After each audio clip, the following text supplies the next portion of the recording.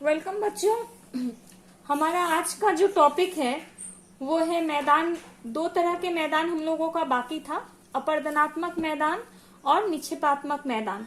हम लोग इसके पहले वीडियो में संरचनात्मक मैदान के बारे में पढ़ चुके हैं। अभी हम लोग देखेंगे अपर्दनात्मक मैदान और निक्षेपात्मक मैदान। तो पहला है अपर्दनात्मक मैदान, मतलब जो हमारे अपर्दन करता है, जो अपर्दन करते हैं। कौन कौन अपर्दन करते हैं? नदी, हिमनद और पवन। नदी, हिमनद और पवन के अपर्दन से जिन मैदानों का निर्माण होता है उनको हम लोग क्या कहते हैं? अपर्दनात्मक मैदान। ठीक है, तो अपर्दनात्मक मैदान में सबसे पहले हम लोग नदी द्वारा अपर्दन होने वाला जो मैदान, नदी के अपर्दन से बनने वाला जो मैदान है वो है समतल प्राय मैदान, इंग्लिश में कहते हैं पेनीप्लेन। तो नदी जब अपने आधार तल मतलब बेस लेवल, ठीक है, नदी जब अपर्दन करती है तो बेस लेवल क्या होता है? समुद्र तल। तो समुद्र तल तक जब अपर्दन कर लेती है तो वैसे में जिन मैदानों का निर्माण होता है उनको हम लोग क्या कहते हैं? समतल प्राय मैदान कहते हैं। और इन मैदानों का जो धरातल है वो धीमी ढाल वाला होता है और इन मैदानों पर अत्यंत कड़ी चट्टानों के टीले मिलते हैं। जो अत्यंत कड़े चट्टान है ना, वो उनका अपर्दन नहीं हो पाता है और वो जगह जगह चट्टानों के टीले के रूप में दिखाई देते हैं और उन टीलों को हम लोग मोनाडनॉक कहते हैं। ठीक है, ये मैदान जो होते हैं ये पूरी तरह से समतल नहीं होते हैं, इनको हम लोग रोलिंग प्लेन, ठीक है, या निम्न भूमि कहते हैं, जिनमें नदियां एक दूसरे से हल्की ऊंची भूमि द्वारा अलग होती हैं और नदियां यहाँ पर बहुत ही मंद गति, धीमी गति से बहती है। ऐसे मैदानों के निर्माण के लिए ये जरूरी है कि यहाँ पर नदियां जो है लाखों वर्षों तक या बहुत वर्षों तक यहाँ पर अपर्दन करते हुए मैदानों को समतल बनाती है।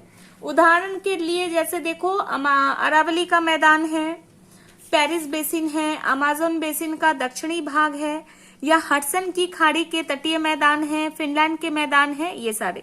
ठीक है, दूसरा हम लोग देखेंगे हिमानी घर्षित मैदान, जिसको इंग्लिश में ग्लेशियल प्लेन कहते हैं। नाम से ही पता चलता है कि हिमनद के घर्षण से भूमि या इस मैदान का निर्माण हुआ है। हिमनद क्या है? बर्फ का कह सकते हैं, बर्फ की नदी। ठीक है, और इसका मूवमेंट क्या होता है? बहुत स्लोली होता है, क्योंकि यह ठोस है तो यह बहुत धीरे धीरे आगे बढ़ती है और जब अपर्दन करती है तो क्या हो जाती है? भूमि चौरस हो जाती है, चौड़ी हो जाती है और मैदान का रूप लेती है।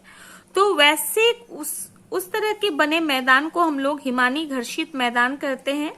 इन मैदानों पर मिट्टी की हल्की परत मिलती है, मिट्टी बहुत मोटी यहाँ पर नहीं होती है और ऐसे मैदानों में क्या होता है?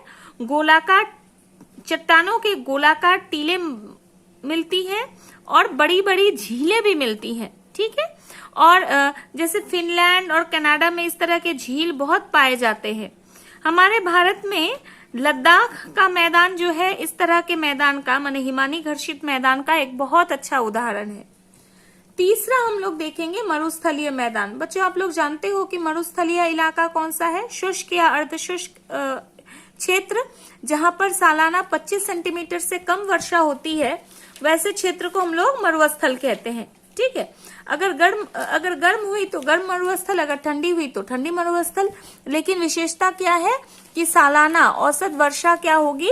आपकी 25 सेंटीमीटर से कम होगी। ठीक है, ओके। तो यहाँ पर क्या होता है? तो मरुस्थलीय भाग में पवन जो है एकदम बिंदास बहेगी, उसको कोई रोक टोक नहीं है, कोई पेड़ पौधे भी नहीं है। तो पवन यहाँ पर मेन अपर्दन का काम कौन करती है? पवन करती है। ठीक है, और उच्च भूमि समय के साथ कट छट कर क्या हो जाती है? निम्न हो जाती है, समतल हो जाती है। और यहाँ का धरातल क्या होता है? कभी बालू के कणों से ढक जाता है तो कभी नग्न भी दिखाई पड़ता है, जिस पर मरुस्थलीय क्षेत्रों में पहाड़ी टीले दिखे जा सकते हैं। ठीक है, ऐसे तो बालू से ढक के मैदान बन सकते हैं, हाँ, और कभी कभी बालू जब पूरी तरह से उड़ जाती है तो नीचे के चट्टान भी दिखते हैं। ठीक है, तो अच्छा, इन भाग में क्या होता है ना, कभी कभी जो चट्टान आपके कट नहीं पाते हैं तो वो चट्टान छोटे छोटे टीले के रूप में दिखाई देते हैं, जिनको हम लोग क्या कहते हैं, इंसेलबर्ग कहते हैं। ठीक है, इसका उदाहरण है, देखो भारत में अरावली पर्वत के पश्चिम में जैसलमेर का मैदान। ठीक है, ये इसका उदाहरण है। दक्षिण भारत में पवनों के अपरदन से पहाड़ियां पीछे हटती हैं और इस तरह के मैदान मानी पेडी प्लेन का निर्माण होते रहता है। सहारा मरुभूमि में या अरब मरुभूमि में भी इस तरह के मैदान देखने को मिलते हैं। चौथा जो मैदान का निर्माण होता है वो है आपका कास्ट मैदान। कास्ट मैदान मतलब चूना पत्थर वाला क्षेत्र। तो चूना पत्थर वाले क्षेत्र में वर्षा का जल या भूमिगत जल, यह क्या करता है, वर्षा का जल या भूमिगत जल चूना पत्थर से रिएक्शन करता है। ठीक है, और रिएक्शन करने से क्या होता है, चूने पत्थर को अपने में मिला लेती है, विलयन की क्रिया होती है, और विलयन की क्रिया होने से मिट्टी के अंदर बड़ी बड़ी गुफाएं बन जाती हैं। ठीक है, और ये जब गुफाएं जब बहुत बड़ी हो जाती है और इनका छत जब धंस जाता है तो क्या होता है, धंस कर नीचे गिर जाता है, और नीचे गिरने से वहां पर क्या होगा, सारे अवसाद जो है जमा होके एक मैदान जैसी आकृति बनेगी। तो इस तरह के जो मैदान बनते हैं इसको हम लोग क्या कहते हैं, कास्ट मैदान। ठीक है, ऐसे मैदान आपके यूरोप के यूगोस्लाविया में बहुत देखने को मिलते हैं। फिर उत्तरी अमेरिका में मेक्सिको की खाड़ी के निकट भी ऐसे मैदान देखने को मिलते हैं। ठीक है, और इनमें भी जो छोटे छोटे टीले पाए जाते हैं जिनका अपरदन नहीं होता है, जो पानी में नहीं घुलते हैं, वैसे टीलों को इसमें क्या कहते हैं, हम्स कहते हैं। ठीक है, हम्स। निक्षेपात्मक मैदान। अब देखो, समतल प्राय मैदान हम लोग पढ़ लिए। ठीक है, जो अपरदन समतल प्राय मैदान नहीं, अपरदन से जो बनते हैं, समतल प्राय मैदान, हिमानी घर्षित मैदान, मरुस्थलीय मैदान और कार्स्ट मैदान। ठीक है, इतना अपरदन से बनते हैं। अब नेक्स्ट हम लोग जो देखेंगे वो है निक्षेपात्मक मैदान, मतलब निक्षेप करने से, जमा करने से जो मैदान बनते हैं उसको हम लोग क्या कहते हैं, निक्षेपात्मक मैदान। ठीक है, यहाँ पे भी निक्षेप कौन कौन करते हैं, नदियां करती हैं, हिमनद करती हैं और पवन भी करते हैं। मतलब नदी, हिमनद, पवन द्वारा जो निक्षेप होता है उनसे बनने वाले मैदान को हम लोग निक्षेपात्मक मैदान कहते हैं। देखो बच्चों, मैंने काले इंक से, मैंने काला जो इंक है उससे लिखा है, नदियों द्वारा 3 तरह के मैदान बनते हैं, जलोढ़ मैदान, बाढ़ का मैदान और डेल्टा का मैदान। तीनों जो है नदी द्वारा लाए गए निक्षेप से बनता है। जलोढ़ मतलब जल जो अपने साथ ओढ़ के लाती है उसको हम लोग कहेंगे जलोढ़। ठीक है, इंग्लिश में कहते हैं एलुवियल प्लेन्स। तो नदियां अपने साथ जो कंकड़, पत्थर, बालू और पंख बहाकर लाती है वो, उसको हम लोग क्या कहते हैं, जलोढ़। और जब नदियां पर्वत से नीचे उतरती हैं, समतल भूमि में उतरती हैं, तो अचानक से क्या होता है, नदी का स्पीड कम हो जाता है। अब तक तो नदियां अपने साथ एकदम फुल स्पीड में सारा चीज बहा के ला रही थी, तो जब पर्वत से नीचे उतरती है अचानक से स्पीड गायब हो जाती है, समतल भाग में जब आती है तो पर्वत के पास, पर्वत के पैर के पास, पर्वत पदीय मने पद मने पैर, तो पर्वत के पैर के क्षेत्र के पास क्या होता है, जब अचानक से नदी का स्पीड कम हो जाता है तब क्या होता है, सारा चीज वहां पर निक्षेपित कर दी जाती है। नदियां अपने साथ जो भी बहा करके लाती है, जो भी जल अपने साथ ओढ़ करके लाती है, वहां पे निक्षेप हो जाती है, निक्षेपित हो जाती है, और इस तरह से क्या होता है, जलोढ़ पंख का निर्माण होता है। ठीक है, तो 2-3 माने कई जलोढ़ पंख आपस में मिल करके वहां पर क्या बनाते हैं, पर्वत पदीय मैदान का निर्माण करते हैं। और इन पर्वत पदीय मैदानों की मिट्टी कैसी होगी, उबड़ खाबड़, कंकड़ पत्थर वाले, मोटे बालू के कण भी मिलेंगे, बड़े बड़े चट्टान भी मिलेंगे। ठीक है, तो अतः ये क्या है, मिट्टी कृषि के लिए अच्छी नहीं है। ठीक है, हिमालय में इसको क्या कहते हैं, भाबर। शिवालिक श्रेणी के दक्षिण पूर्व में, पूरब से पश्चिम फैले वाले भाग में इसको हम लोग क्या कहते हैं, भाबर कहते हैं। तो हिमालय का जो भाबर क्षेत्र है वो पर्वत पदीय मैदान का बहुत अच्छा एग्जाम्पल है। ठीक है, इसके अलावा चिली की घाटी में भी इस तरह के मैदान मिलता है। अगला हम लोग देखेंगे बाढ़ का मैदान। तो बाढ़ का मैदान क्या होता है? तुम लोग सारे लोग जानते हो कि बाढ़ के समय क्या होता है, नदी अपने किनारे से ओवरफ्लो करती है। नदी के किनारे को क्या कहते हैं हम लोग? प्राकृतिक तटबांध। ठीक है, प्राकृतिक तटबांध कहते हैं, माने जो नदी के पानी को बांध के रखती है। तुम लोग देखे हो बच्चों, नदी का दोनों किनारा ऊंचा होता है, तो नदी में जब पानी ज्यादा हो जाता है तो नदी अपने उस किनारे से ऊपर उठ के दोनों तरफ फैल जाती है। तब हम लोग कहते हैं कि नदी में बाढ़ आई है। और जब बाढ़ आती है तो क्या होती है, अपने अगल बगल के इलाके में नदी क्या करती है, बारीक मिट्टी बिछा देती है, और इस बारीक मिट्टी के बिछने से एक उपजाऊ मैदान का निर्माण होता है, जिसको कि बाढ़ का मैदान कहते हैं। ठीक है, ये मैदान बहुत उपजाऊ होता है। तीसरा है डेल्टा का मैदान।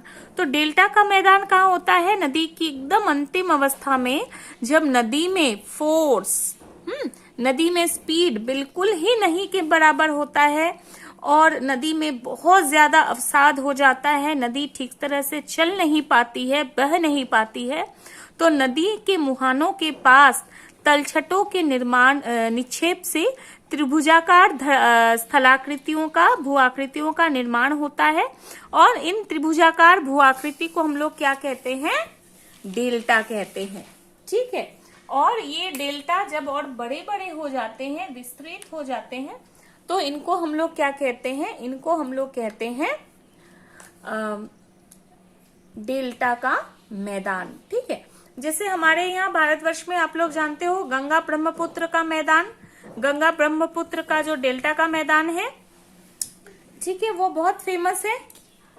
ठीक है, और इसके अलावा गोदावरी नदी में भी डेल्टा का मैदान बनता है, महानदी का भी डेल्टा बनता है। ठीक है, नील नदी कहाँ है? अफ्रीका में है। अफ्रीका में नील नदी का डेल्टाई मैदान, चीन में यांगसी का डेल्टाई मैदान, ये सारे इंपॉर्टेंट है, फेमस मैदान है। अच्छा, अगला हम लोग देखेंगे हिम नदीय मैदान। नाम से ही पता चल रहा है, हिम नदीय मैदान मतलब हिमनद से इसका निर्माण होता है।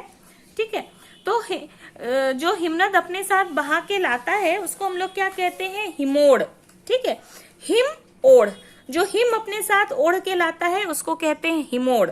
ठीक है, तो हिमोड़ के निक्षेपण से जो मैदान बनते हैं उसको हिमनदीय मैदान कहते हैं। ये जनरली दो तरह के होते हैं, टिल मैदान और आउटवाश मैदान या हिम जलोढ़ मैदान। टिल मैदान में क्या होता है? बड़े बड़े बोल्डर सारे बहा करके लाए जाते हैं। ठीक है, उसको हम लोग बड़े बड़े बोल्डर, महीन मिट्टी सारे बहा करके लाए जाते हैं। ठीक है, जैसे कि आपका इसमें होता है, किसमें बोल रहे थे? जलोढ़ पंख में, उस तरह से। ठीक है, तो लेकिन यहाँ पे बड़े बड़े बोल्डर का ही अधिक रहता है, और इसमें मोटे कण, छोटे कण, बड़े बड़े बोल्डर सारे रहते हैं, तो ये मिट्टी बिल्कुल ही उपजाऊ नहीं होती है। और आउटवाश मैदान किसको कहते हैं? यहाँ पे जनरली महीन मिट्टी की प्रधानता रहती है। ठीक है, और इसमें बालू और पत्थर के छोटे छोटे टुकड़े भी पाए जाते हैं। ये मैदान भी उपजाऊ नहीं होते हैं। ठीक है, इसका उदाहरण क्या है? उत्तर जर्मनी का मैदान, उत्तर पूर्वी रूस का मैदान, ठीक है, मध्य कनाडा का मैदान, उत्तर पूर्व संयुक्त राज्य अमेरिका का मैदान इसका उदाहरण है। अगला है सरोवरीय मैदान, इंग्लिश में लैकुस्ट्राइन प्लेन्स। सरोवरीय मैदान नाम से ही पता चलता है कि सरोवर माने झील। ठीक है, तो क्या होता है, बड़ी बड़ी झीलों में जब नदियां आकर के गिरती हैं और अपने साथ लाई हुई अवसादों को जब उसमें जमा करती जाती हैं और अवसादों से जब झीलें भर जाती हैं, तब जिस मैदानों का निर्माण होता है उसको हम लोग क्या कहते हैं? सरोवरीय मैदान। ठीक है, तो कश्मीर की घाटी इसका बहुत अच्छा उदाहरण है। ये बहुत बड़ा एक झील था बहुत पहले ग्लेशियल पीरियड में, ठीक है, जो कि भर गया है और कश्मीर की घाटी का रूप लिया है। ठीक ठीक है, ये 1700 मीटर की ऊंचाई पर स्थित है और कश्मीर की घाटी जो है 150 किलोमीटर लंबी और 80 किलोमीटर चौड़ी ये सरोवरीय मैदान है। ठीक है, और चारों ओर ये पर्वतों से घिरा हुआ है। इसके अलावा मणिपुर की पहाड़ियों से घिरा इम्फॉल का मैदान सरोवरीय मैदान का उदाहरण है। फिर यूरोप में हंगरी का मैदान, उत्तरी अमेरिका में जो 5 महान झील है ना, तो 5 महान झीलों से सटे हुए मैदान भी इस तरह के मैदान का उदाहरण है। अगला है पवनोड़ या लोएस का मैदान। पवन ओढ़, पवन जो अपने साथ उड़ा करके लाती है। देखो बच्चों, पवन जो अपने साथ उड़ा करके लाएगी वो क्या होगी, अत्यंत ही महीन कण होंगे, क्योंकि बड़े बड़े चट्टान तो पवन उड़ा करके नहीं ला सकती है ना। हवा में कभी देखे हो चट्टान उड़ के आ रहा है? नहीं, एकदम महीन महीन कण जो है हवा में उड़ के आते हैं। तो ये मैदान क्या होते हैं, बहुत ही महीन कणों से बने होते हैं और बहुत ही महीन कणों से बनने के कारण ये क्या होते हैं, काफी उपजाऊ होते हैं। ठीक है, और पवन जब बारीक मिट्टी उड़ाकर घाटियों में जमा कर मैदान की रचना करती है तो उसको लोएस का मैदान कहते हैं। ठीक है, तो चीन के शेंशी प्रांत में मध्य एशिया के मरुस्थल से आई हुई रेत आदि के निक्षेपित होने से चीन के प्रसिद्ध लोएस मैदान का निर्माण हुआ है। इस प्रकार के मैदान क्या है, अर्जेंटीना के पंपास क्षेत्र में भी मिलते हैं। ठीक है बच्चों, तो हम लोग क्या देखें, निक्षेपात्मक मैदान में देखें हम लोग जलोढ़ मैदान, जल जो अपने साथ उड़ा के लाई है उसमें जलोढ़ मैदान, बाढ़ का मैदान और डेल्टा का मैदान। ठीक है, हिमनद जो अपने साथ उड़ा के लाती है उससे बनता है हिमनदीय मैदान। सरोवर में अवसादों के जमा होने से बनता है सरोवरीय मैदान। और पवन जो अपने साथ उड़ा करके लाती है उससे बनता है लोएस का मैदान। ठीक है, तो इस वीडियो में हम लोग अपरदनात्मक मैदान और निक्षेपात्मक मैदान दोनों मैदानों के बारे में विस्तृत तरीके से हम लोग जान चुके हैं। ठीक है, अगले वीडियो में हम लोग अगला चैप्टर पढ़ेंगे। तब तक के लिए घर में रहो, सेफ रहो, जो भी पढ़ाया गया है उसे अच्छा से देखो, सुनो और समझो। Thank you children.